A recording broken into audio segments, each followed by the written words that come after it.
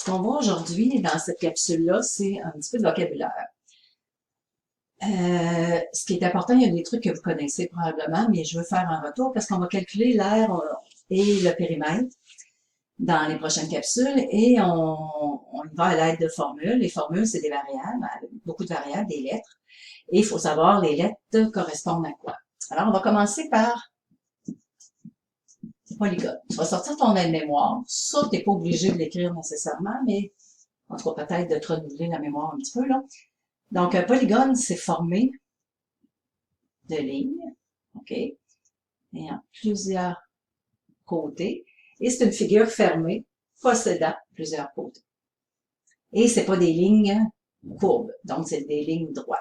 Alors ici, j'ai un polygone à 5 côtés. Un polygone régulier, la différence, c'est que tous mes côtés et tous mes angles sont isométriques.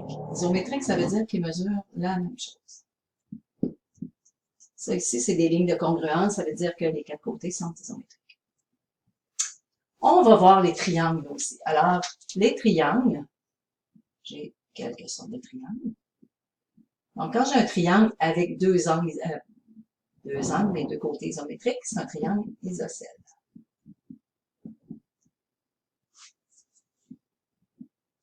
Un triangle avec trois côtés isométriques, c'est équilatéral. Portez une attention particulière là, pour l'orthographe, parce qu'il n'est pas évident à écrire. Donc, équilatéral. Et quand j'ai un triangle qui n'a aucun côté isométrique, donc il s'appelle scalène. Pourquoi j'ai fait trois petites lignes de congruence différentes? C'est qu'il n'y a aucun côté isométrique. Donc, ça s'appelle un triangle scalène. On va voir l'aire et le périmètre. Donc, c'est important de savoir c'est quoi. Le périmètre, c'est le contour d'une figure.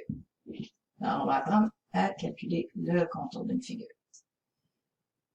Quand je calcule le périmètre, c'est soit en centimètres, mètres, peu importe, mais je mets rien ici. Par contre, quand je calcule l'aire d'une figure, l'aire, c'est l'intérieur de ma figure, donc la surface.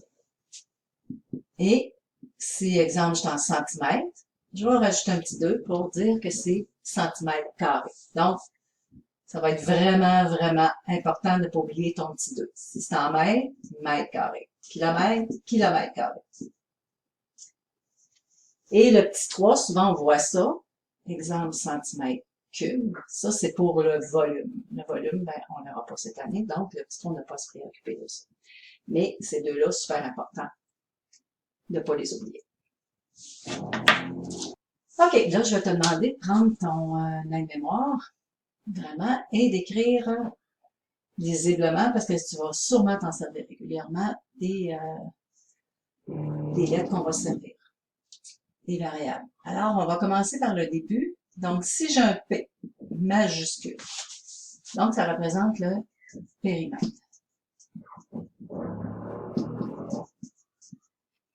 Donc, l'important, comme je disais tantôt, le majuscule et le minuscule, ça change parce que le A, je vais vous le faire écrire en minuscule et ça ne veut pas dire la même chose. Alors, A majuscule, c'est pour l'air.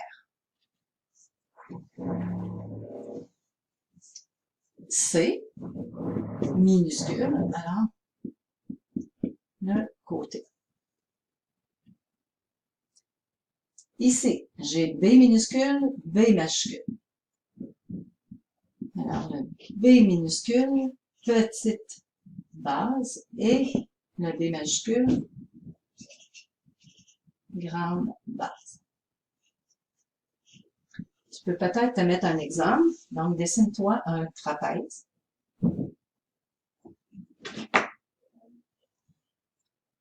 Et ici, tu vois, tu as deux côtés parallèles. Alors, les deux côtés parallèles, c'est tout le temps la petite base, la grande base. Là, ici, dans mon exemple, la petite base est en haut parce que le côté le plus petit, c'est la petite base. Et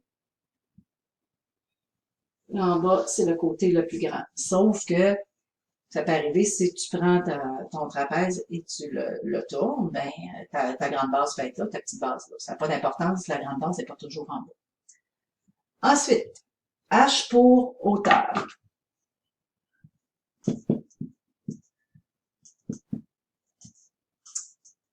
La hauteur,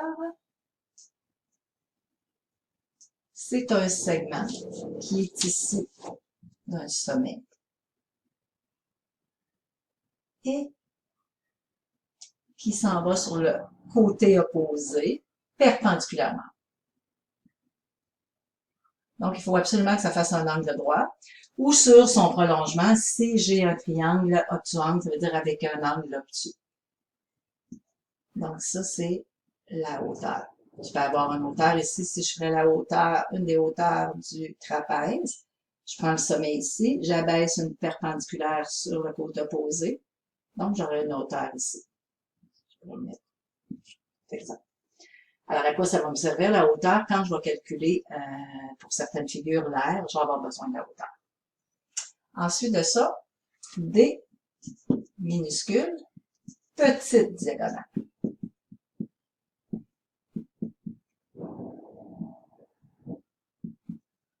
Et D majuscule, grande diagonale.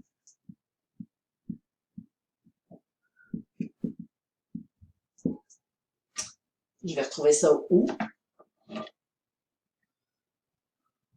Dans un losange.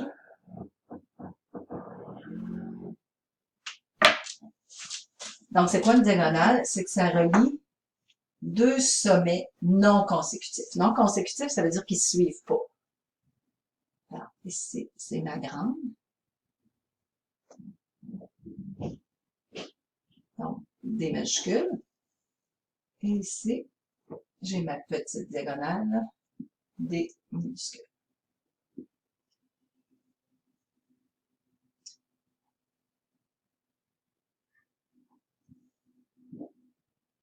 Et il me reste, je vais essayer de trouver un endroit, A pour apothème. Ça, c'est un mot que normalement, vous n'avez pas vu encore. Je peux l'écrire comme ça. Moi, j'ai l'habitude de mettre mes A comme ça, mais ça peut être un normal.